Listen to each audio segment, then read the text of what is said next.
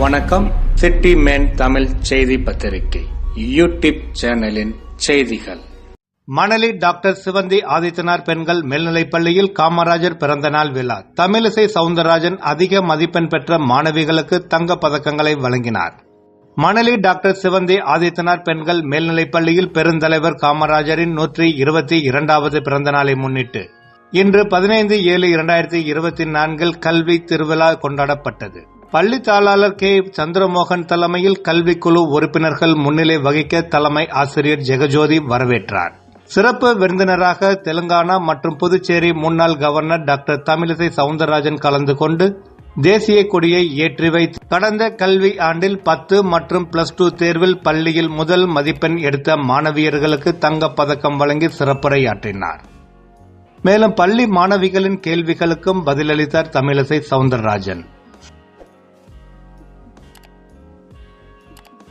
தொடர்ந்து பள்ளியில் நடைபெற்ற மாணவிகள் தேர்தலில் வெற்றி பெற்ற தலைவர் மற்றும் துணைத் தலைவருக்கு கிரீடம் அணிவிக்க அவர்கள் பதவி பிரமாணம் ஏற்கும் விதமாக உறுதிமொழி எடுத்துக் கொண்டனர்.